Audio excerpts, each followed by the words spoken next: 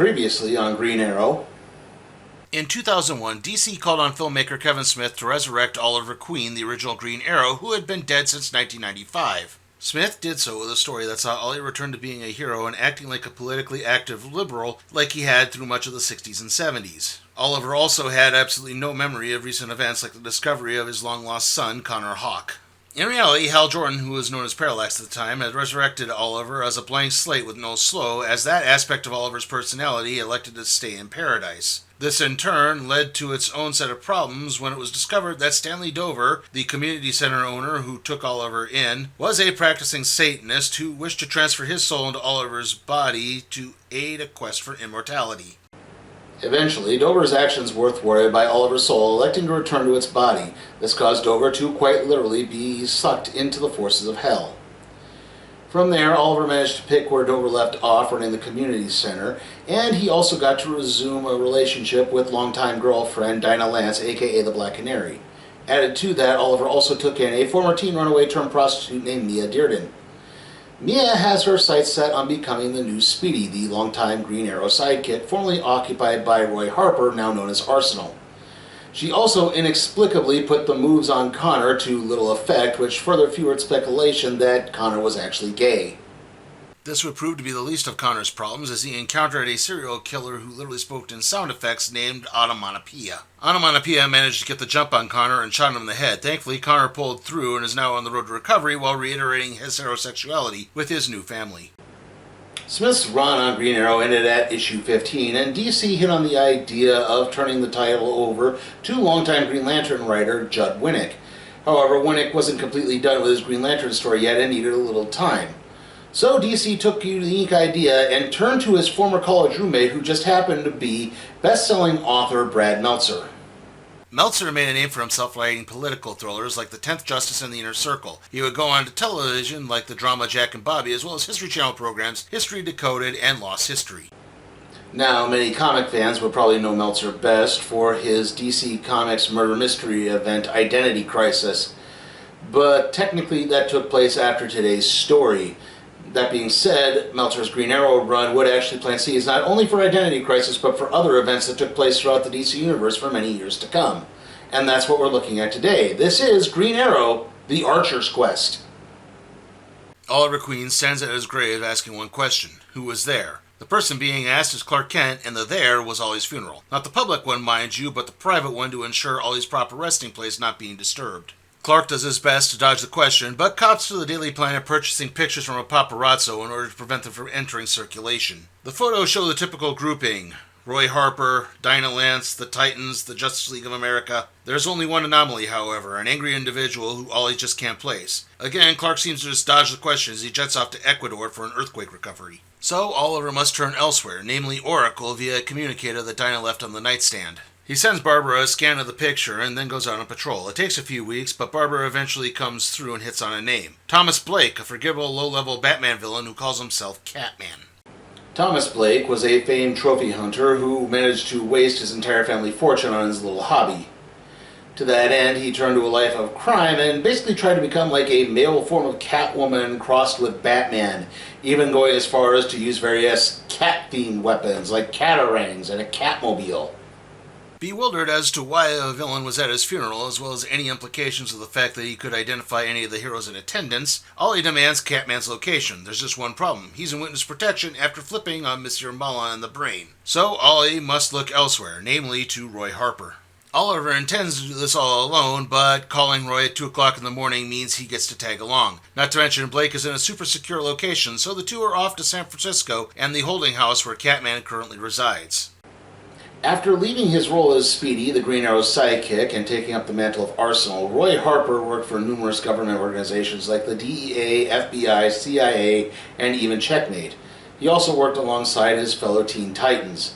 This is why he's able to track down Catman's location so deftly. The two smash into the dwelling where they're greeted by an army of puppies, ironically. But all this does is provide just enough distraction for Catman to spring out and attempt to get the jump on them. All this results in, though, is the villain being pinned to the wall by a couple of arrows. Oliver begins demanding to know why Blake was at the funeral. Blake directs him to a satchel containing instructions written by none other than Oliver Queen. Blake explains that he was hired by someone to go to the funeral, and Oliver knows who it was as the Shade suddenly enters the fray. For those of you who haven't tuned in to my Starman reviews, the Shade is a thief and supervillain who wields a dark dimension to travel back and forth through time and as a weapon to block and direct its own attacks. Roy is taken aback as the Shade begins talking with Ollie. Apparently the two had some type of deal going on. Blake was at the funeral as the Shade's proxy, and eventually Ollie explains that when Barry Allen died, he and Hal Jordan began collecting keepsakes that could possibly lead to the identity of Barry Allen being public knowledge. Of course, all of this was rendered moot when the Flash Museum opened up. It's kind of weird that Oliver's so concerned about his identity becoming public knowledge because his identity used to actually be public knowledge at one point. In fact, I think it was around the time that he died. Hal and Ollie then made a similar pact with each other, and Ollie destroyed several of Hal's effects when Hal became Parallax. With no one else to cover for him and not wanting to shoulder either Roy or Dinah with the responsibility, Oliver turned to the Shade. Roy is still upset at this revelation, and even though Ollie tries to point out why he did it, it's because Roy, Dinah, even Batman are all mortal and could be killed. However, the Shade is immortal, thus making him a more important asset. It doesn't really work. However, the Shade has his own revelation. Oliver still has some personal effects lying around somewhere. One item is lost somewhere in the old Arrow Cave, and the others are located on the JLA Watchtower and the Flash Museum, respectively, where the security is just way too tight. So Oliver and Roy need to track down these things. First things first, the Arrow Cave and the remains of the Arrow car. Yes, one of the common criticisms of Green Arrow is that he's basically just Batman crossed with Robin Hood, to the point that even in early comics he had an arrow cave, an arrow car, and an aeroplane.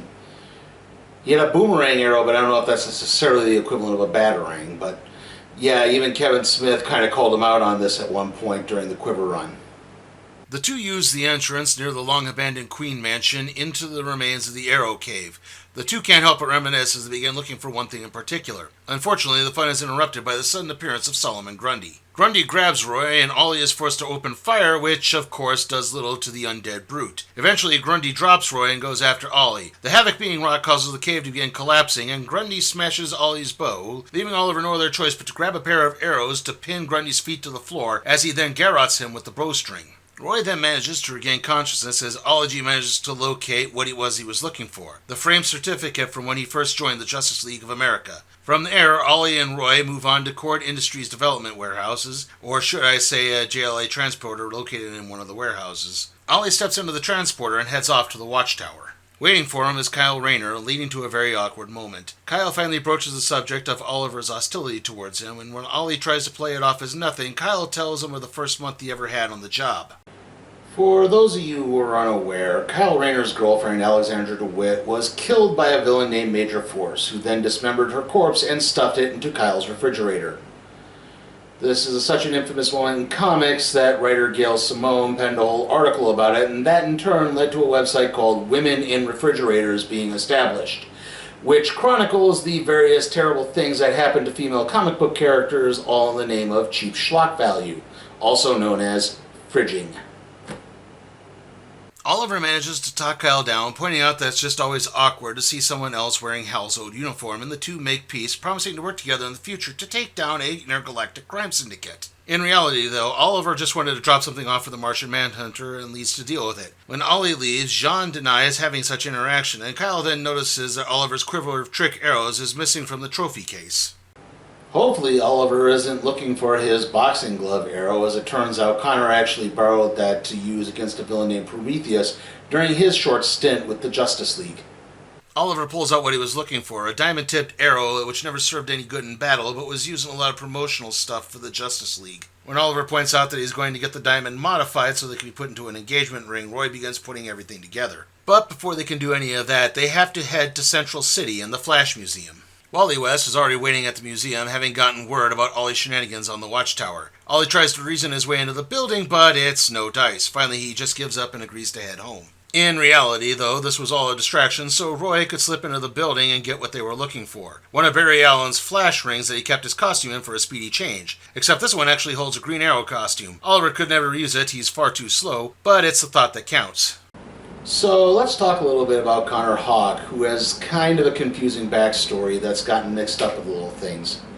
Connor is the son of Sandra Munday Hawke, a African-Korean-American woman who was Oliver Queen's girlfriend in college. Oliver claims that he had no idea of Sandra's pregnancy when they broke up. However, there has actually been a bit more confusion with fans, as Oliver did have a short fling with an Asian assassin named Shadow that resulted in another child being born, this one a son named Robert. And sometimes people have confused the two. However, Connor is in his mid-20s, and Robert would actually be much, much younger given the timeline of the Green Arrow franchise. Roy and Ollie need to pick up one more item. Along the way, they talk about things like Wally understanding about the ring and Roy possibly ever joining the Justice League. The two stop off for lunch where they encounter an arguing couple in the parking lot. When the guy starts getting physical, Oliver interjects, mainly because he knows it's Catman. Catman takes a swing at Ollie, which is really rather pointless as he's still far too wounded from the last time. He then pulls out a taser, but before anything can happen, a portal opens up and Catman is pulled in by a villain called Warp. It looks like witness protection isn't exactly what it used to be. From there, Roy and Ollie head off to an abandoned Ferris aircraft testing facility. The item they're looking for is next to a plane. Which one? No one can really remember. Roy begins wondering what the point of all of this is. Why leave everything spread all around? Why not just keep it all in one place? Wouldn't that have been easier? Eventually, Roy just hits on the idea that Oliver was afraid of people finding out his middle name was Jonas, thus making him OJ Queen. But Ollie has his own reasons, as he finds what he was looking for. The truck that he and Hal once toured the country with back in the day. Inside the glove compartment is an old Green Lantern ring. Why yes, that Green Lantern ring does wind up playing a very prominent role in the Green Lantern Rebirth miniseries that saw Hal Jordan reassuming the mantle. How did you know? And as for Catman, well, don't worry about him. Everything turns out alright for him when he joins a new supergroup called the Secret Six. Roy and Ollie then tow the truck back to Star City, and Oliver begins making preparations. First, he arranges for a dinner date with Dinah at the top of the Space Needle. The restaurant is cleared out, though still revolving, so Oliver whipped up some of the famous Queen family chili. However, just as he's preparing to pop the question, Dinah hints at the idea of not being ready for a full commitment at this time, and so he just puts the ring away. Again, don't worry, the two will wind up getting married eventually. From there, Oliver heads home to check up on Connor, who's mostly recovered and may be up for a quick patrol. Ollie's got one more thing to do as he prepares to head out. He collects the items one more time and begins composing a letter to the Shade. However, there's one more secret he has to deal with as Oliver cracks open the framed JLA certificate. Behind it is the one truth that Oliver has kept for so long. It's a Polaroid of Oliver Queen holding a newborn Connor Hawke. Really, Oliver wasn't ready for fatherhood and left after a few months. Oliver chokes back tears as he places the picture in an envelope addressed to Connor and packages everything. Though at the last second, he changes the letter so that it goes to the one who should have gotten it the first time, Roy. Eventually, it would be revealed that Connor had long ago learned about Oliver walking out on the family and had since forgiven him for it. That is until Connor got shot in the head a second time, and that made him unforgive Oliver for some reason. Anyway, that concludes our look at Green Arrow, the Archer's Quest. How was it? Well, on the plus side, I do like a lot of the characterization in this story. There's a lot of nice, quiet character building moments, especially the interplay between Ollie and Roy. They feel like old family just getting back together for one last activity, and like I said, it just kind of clicks between them. And to be honest, there's some nice use of villains throughout this as well. I do like the appearances of the Shade, Solomon Grundy, and even Catman. I have to wonder if with Grundy and the Shade's appearance that this was maybe referencing James Robinson's run on Starman that I've talked about in a couple episodes on this show.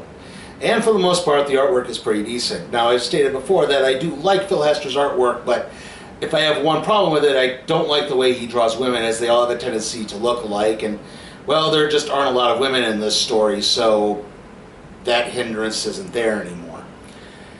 If there is a drawback, I would say that the pacing of the story is a little off. I mean, the whole second issue, one whole issue is dedicated to the fight with Solomon Grundy, and that just leads to a real kind of clunky narrative towards the end that doesn't quite, it feels a little bit of like a rush job at the last bit there. So, again, that's just a little bit of a drawback. It's not that big of a drawback, though, and I am going to give Green Arrow, the Archer's Quest, an A. And with that, let's see what we'll be doing next time on the Random Trade Review.